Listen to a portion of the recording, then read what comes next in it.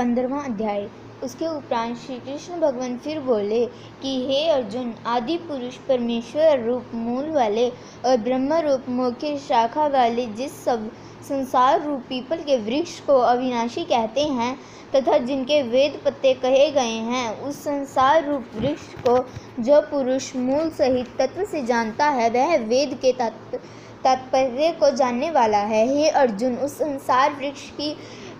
तीनों गुण रूप जल के द्वारा बड़ी हुई एवं विश्व भोग रूप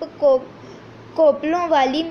देव, मनुष्य और तिर्यक आदि योनि रूप शाखाएं नीचे और ऊपर सर्वत्र फैली हुई है तथा मनुष्य योनि में कर्मों के अनुसार बांधने वाली अहंता, ममता और वासना रूप जड़ें भी नीचे और ऊपर सभी लोकों में व्याप्त हो रही हैं। परंतु उस संसार वृक्ष का स्वरूप जैसे कहा है वैसे यहाँ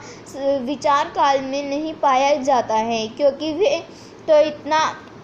वे तो इसका आदि है और न अंत है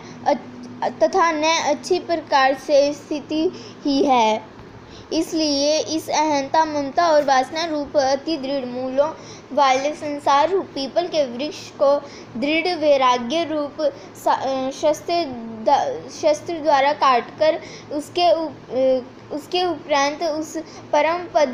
रूप परमेश्वर को अच्छी प्रकार खोजना चाहिए कि जिसमें गए हुए पुरुष फिर पीछे संसार में नहीं आते हैं और जिस परमेश्वर से यह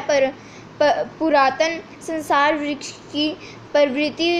विस्तार को प्राप्त हुई है, उसकी आदि पुरुष नारायण के मैं शरण हूँ। इस प्रकार दृढ़ निश्चय करके नष्ट हो गया है मान और मोह जिनका, तथा जीत लिया है आसक्ति रूप दोष, और जिनने और परमात्मा के स्वरूप में है निरंतर स्थिति जिनकी, तथा अच्छी प्रकार से नष्ट हो गई है कामना जिनकी, ऐसे वे सुख दुख नामक द्वंद्व से विमुक्त एवं ज्ञानी जन उस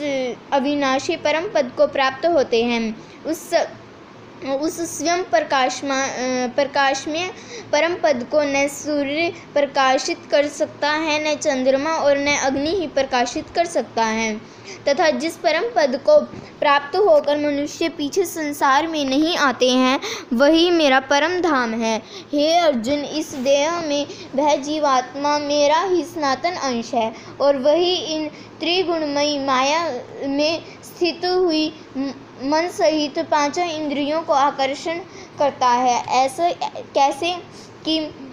वायु गंध के स्थान से गंध को जैसे ग्रहण करके ले जाता है वैसे ही देहादिकों का स्वामी जीवात्मा भी जिस पहले शरीर को त्यागता है उससे इन मन सहित इंद्रियों को ग्रहण करके फिर जिस शरीर को प्राप्त होता है उनमें जाता है। उस शरीर में स्थित हुआ वह जीवात्मा श्रोत, चक्षु और त्वचा को तथा रसा, घ्राण और मन को आश्रय करके अर्थात इन सबके सहारे से ही विषयों को सेवन करता है, परंतु शरीर छोड़कर जाते हुए को अथवा शरीर में स्थित हुए को और विषयों को भोगते हुए को अथवा तीनों गुणों से युक्त हुए को भी अज्ञानी जन नहीं जानते हैं। केवल ज्ञान रूप नेत्रों वाले ज्ञानी जन ही तत्व से जानते हैं, क्योंकि योगी जन भी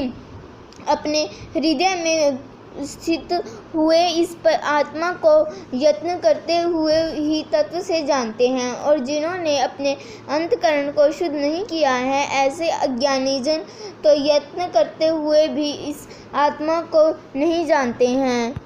हे अर्जुन, जो तेज सूर्य में स्थित हुआ संपूर्ण जगत को प्रकाशित करता है तथा जो तेज चंद्रमा में स्थित है और जो तेज अग्नि में स्थित है, उसको तू मेरा ही तेज जान। और मैं ही पृथ्वी में प्रवेश करके अपनी शक्ति से सब भूतों को धारण करता हूँ और रस स्वरूप अर्थात अमृतमय चंद्रमा होकर संपूर्ण औषधियों को अर्थात वनस्पतियों को पुष्ट करता हूँ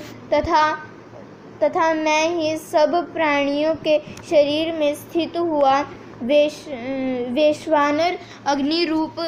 होकर प्राण और अपान से युक्त हुआ 4 प्रकार के अन्न को पचाता हूँ। और मैं ही सब प्राणियों के हृदय में अंतर्यामी रूप से स्थित हूँ तथा मेरे से ही स्मृति, ज्ञान और अपोहन होता है और मैं सब वेदों द्वारा ही जानने के योग्य हूँ तथा वेदांत का कर्ता और वेदों को जानने वाला भी मैं ही हूँ। हे अर्जुन, इस संसार में नाशवान और अविनाशी भी यह दो प्रकार के पुरुष हैं। उनमें संपूर्ण भूत प्राणियों के शरीर तो नाशवान और जीवात्मा अविनाशी कहा जाता है तथा उन दोनों से उत्तम पुरुष तो अन्य ही है कि जो तीनों प्रकार में प्रवेश करके सबके धारण पोषण करता है। एवं अविनाशी परमेश्वर और परमात्मा ऐसे कहा गया है क्योंकि मैं नाशवान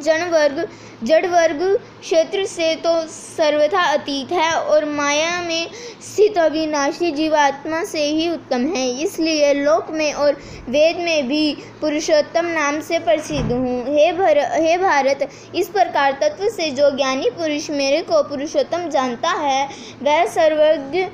पुरुष सब प्रकार से निरंतर मुझ वासुदेव परमेश्वर को ही भजता है। हे निष्पाप अर्जुन, ऐसी है अति रहस्य युक्त गोपनीय शास्त्र मेरे द्वारा कहा गया। इसको तत्व से जानकर मनुष्य ज्ञानवान और कृतार्थ हो जाता है, अर्थात उसको और कुछ भी करना शेष नहीं रहता। इस अध्याय में भगवान ने अपना परम गोपनीय प्रभाव भली प्रकार से कहा है। जो मनुष्य उक्त प्रकार से भगवान को सर्वोत्तम समझ लेता है फिर उसके मन एक क्षण भी भगवान के चिंतन का त्याग नहीं कर सकता, क्योंकि जिस वस्तु को मनुष्य उत्तम समझता है उसी में उसका प्रेम होता है और जिसमें प्रेम होता है उसी का चिंतन होता है। अतएव सबका मुख्य कर्तव्य है कि भगवान के परम गोपनीय प्रभाव को भली प्रकार समझने के लिए नाशवान क्षणभंगुर संसार की आसक्ति का सर्वथा त्याग करके एवं परमात्मा के शरण होकर भजन और सत्संग की विशेष चेष्टा करें। राधे राधे।